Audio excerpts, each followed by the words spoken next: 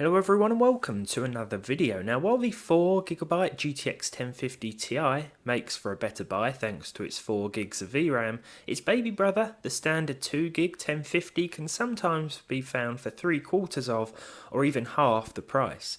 I paid just over £50 for this gigabyte card, and what I like about it aside from the design is its lack of external power requirements. It should work with even the most questionable of power supplies, making it an easy yet effective upgrade to any basic desktop PC even in 2022. But should you buy one? If you want to turn a home or office system into a budget gaming rig, will a 1050 still suffice? Let's see. I'm going to continue with my method of providing two sets of benchmarks for each game. The first will be an example of how high you can push the visuals to attain at least 30 FPS, the frame rate I'd recommend targeting for this card, and then we'll be seeing just how much we have to reduce the visual quality in an attempt to hit 60. This is where things will get a little bit ugly.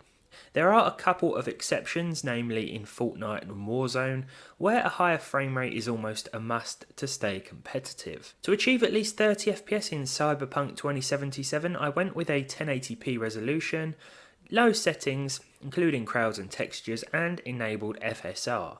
I set this to quality mode. This meant that the game didn't look too different from native, although it isn't quite as sharp.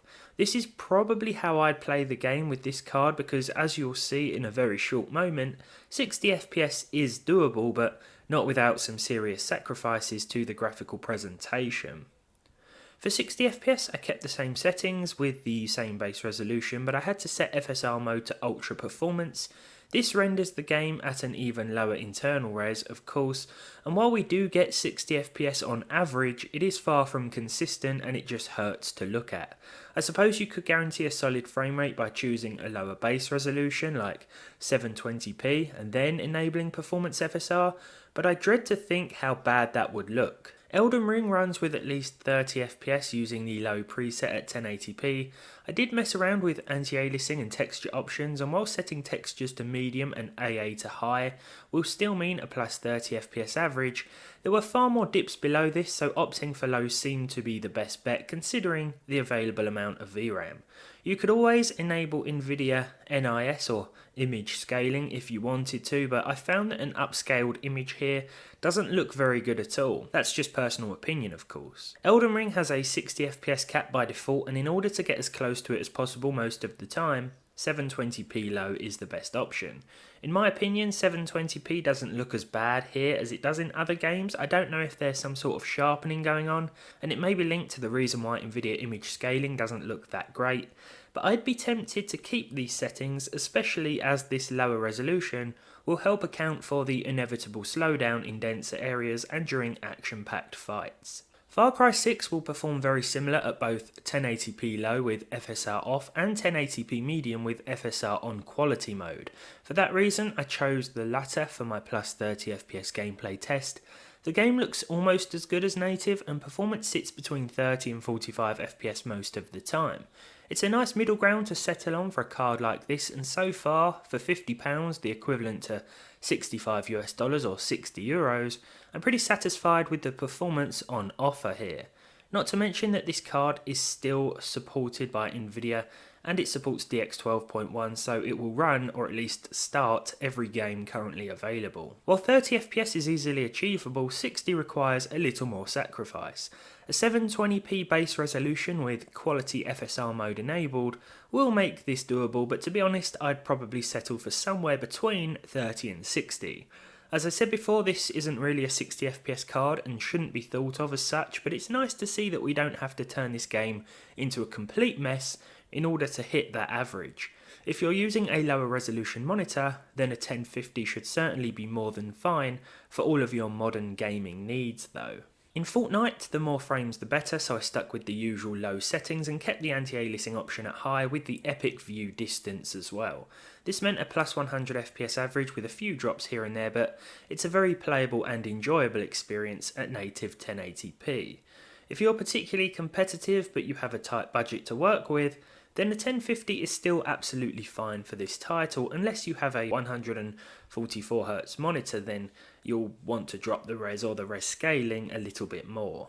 In Forza, I pushed the game to the high preset, and although Ultra meant a 30 FPS plus average, there were too many dips and drops, likely due to that memory limitation. You could always set a few options to Ultra. As I mentioned before, I tend to work with game presets for the sake of simplicity, but the beauty of PC gaming is that everything can be tweaked individually. What I show you is sort of a starting point to work with in a way. With this preset, the game doesn't dip below 30 FPS either, and it still looks really good. That said, I probably wouldn't play it like this. I'd probably choose these settings instead. I've dropped the preset to medium, though the MSAA setting is still at 2x. Ultra quality dynamic resolution is also enabled here, and again the difference between this and native isn't that noticeable unless you were running the two scenarios side by side. With these settings, 60 FPS is doable, though you should expect some dips below this, as with all of today's tested games. God of War is set to original. This still looks good, like the PS4 version, and runs a little bit better in fact, with closer to 40 FPS than 30. It's a decent experience, albeit with a few hiccups that can occur either during heavy fighting scenes or when walking between different areas. No major problems though. Those of you who want to aim for 60 FPS can enable FSR and choose performance mode while maintaining a 1080p base resolution. I'd probably set this to balanced instead and enjoy a 40 to 60 FPS experience, and there will be dips below 60 FPS anyway, no matter what FSR preset you choose. Overall, God of War will run fairly well no matter what frame rate you decide to target, and it won't look terrible either. I don't think I need to say much for GTA 5. High settings with the sliders turned halfway up nearly maxes out the in-game VRAM usage calculator, but this can be exceeded anyway if you want to. I wouldn't suggest doing so here, and instead I'd stick with these settings, with FXAA also enabled of course. This will give you a decent looking and well performing game. Not much else to say because this game came out before the GPU and has always ran well with it. In Red Dead Redemption 2 I chose the low settings mainly due to the in-game VRAM limit, but I went into the documents folder and changed the texture quality to high manually. TAA was also set to high. I did choose medium, but the game reverted to high as it always does, and I just decided to go along with it. I'm sure there were a few other settings I could have tweaked and still got at least 30 FPS, but I found that low settings with high textures seems to be a pretty solid bet in terms of achieving a nice combo of performance and visual quality. 60 FPS is also achievable by setting the game to 720p and utilising the low settings in their entirety, apart from FXAA, which was set to enabled. 720p was the necessary resolution here, and this ensured that the performance held steady even when venturing through busier areas and settlements. Finally, it's Warzone. I apologise for the footage. It looks like it's lagging or it's slowed down, but I think my recording software didn't agree with the NVIDIA image scaling. I used NIS to run the game at 1130 by 635, where it was sharpened and upscaled.